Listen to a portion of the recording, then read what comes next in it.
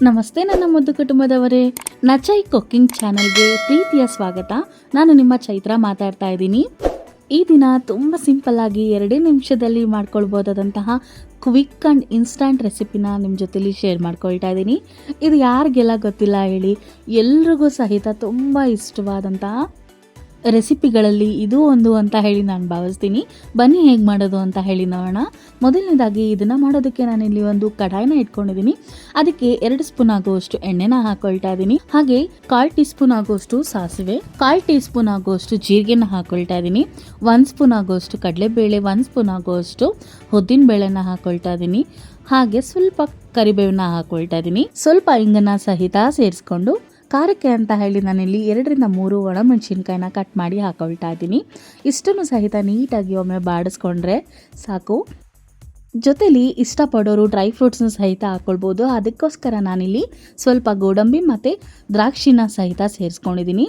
ಇಲ್ಲ ಅಂತ ಅಂದರೆ ಹಾಗೇನೂ ಸಹಿತ ನೀವು ಇದನ್ನು ಮಾಡ್ಕೊಳ್ಬಹುದು. ಡ್ರೈ ಫ್ರೂಟ್ಸ್ನ ಹಾಕಿದ್ರೆ ಇನ್ನೂ ಟೇಸ್ಟಿಯಾಗಿರುತ್ತೆ ಅಂತ ಹೇಳಿ ಹಾಕೊಳ್ತಾ ಇದ್ದೀನಿ. ನೋಡಿ, ಇದಷ್ಟನ್ನು ಆಗಿದ ತಕ್ಷಣ ಒಗ್ಗರಣೆ ಆಗಿದ ನಂತರ ನಾನಿಲ್ಲಿ ಗ್ಯಾಸ್ನ ಆಫ್ ಮಾಡಿಕೊಂಡು ಮತ್ತೆ ಅದೇ ಒಂದು ಒಗ್ಗರಣೆ ಆಗಿರೋವಂತಹ ಪಾತ್ರೆನ ಇಟ್ಕೊಳ್ತಾ ಇದ್ದೀನಿ. ನಂತರ ಮೊಸರನ್ನ ಹಾಕೊಳ್ತಾ ಇದ್ದೀನಿ. ಇದನ್ನು ಹಾಕೋವಾಗ ನಾನು ಗ್ಯಾಸ್ನ ಆಫ್ ಮಾಡ್ಕೊಂಡಿದ್ದೀನಿ. 1 ಕಪ್ ಮೊಸರಿಗೆ ನಾನಿಲ್ಲಿ ಅರ್ಧ ಕಪ್ ಆಗುವಷ್ಟು ನೀರನ್ನು ಸೇರಿಸ್ಕೊಂಡು ನೀಟಾಗಿ ಎಲ್ಲವನ್ನು ಸಹಿತ ಮಿಕ್ಸ್ ಮಾಡ್ಕೊಳ್ತಾ ಇದ್ದೀನಿ.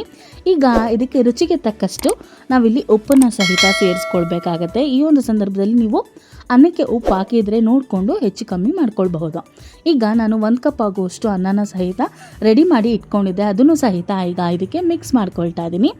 ಮಿಕ್ಸ್ ಮಾಡಿಕೊಂಡು ಎಲ್ಲವನ್ನು ಸಹಿತ ನೀಟಾಗಿ ಒಮ್ಮೆ ಕಲಿಸ್ಕೊಳ್ಬೇಕಾಗತ್ತೆ. ಹೊಂದ್ಕೊಳ್ಳೋ ರೀತಿಯಲ್ಲಿ ಕಲಿಸ್ಕೊಳ್ಬೇಕಾಗತ್ತೆ. ಈ ಒಂದು ಸಮ್ಮರ್ಗೆ ತಪ್ಪದೇನೆ ನೀವು ವಾರಕ್ಕೆ ಒಮ್ಮೆ ಆದರೂ ಇದನ್ನು ಮಾಡ್ಕೊಂಡು ತಿನ್ನಬೇಕು. ಏಕೆಂದರೆ ದೇಹ ತುಂಬ ತಂಪಾಗಿರುತ್ತೆ. ಹಾಗಾಗಿ ಪ್ಲೇನಾಗಿ ಮಾಡ್ಕೊಳ್ಳೋ ಒಂದು ಮೊಸರನ್ನಕ್ಕಿಂತ ಈ ರೀತಿಯಾಗಿ ಒಗ್ಗರಣೆ ಮಾಡಿ ಮೊಸರನ್ನ ಮಾಡಿಕೊಂಡ್ರೆ ತುಂಬಾ ಚೆನ್ನಾಗಿರುತ್ತೆ. ಇದಕ್ಕೆ ನಾವು ಮೊಸರು ಒಗ್ಗರಣೆ ಅಂತಲೂ ಸಹಿತ ಕರಿತೀವಿ.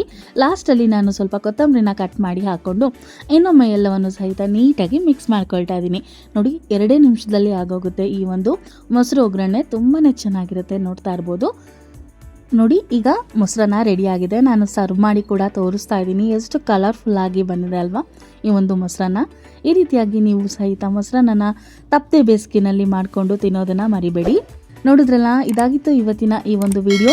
ಈ ಒಂದು ವಿಡಿಯೋ ನಿಮಗೆ ಸ್ವಲ್ಪನಾದರೂ ಇಷ್ಟ ಆಗಿದ್ದರೆ, ಹೆಲ್ಪ್ಫುಲ್ ಅಂತ ಹೇಳಿ ಅನಿಸಿದರೆ ನಮಗೆ ಕಾಫಿ ಟ್ರೀಟ್ ಥರ ಸಹಾಯನೂ ಸಹಿತ ಮಾಡಬಹುದು.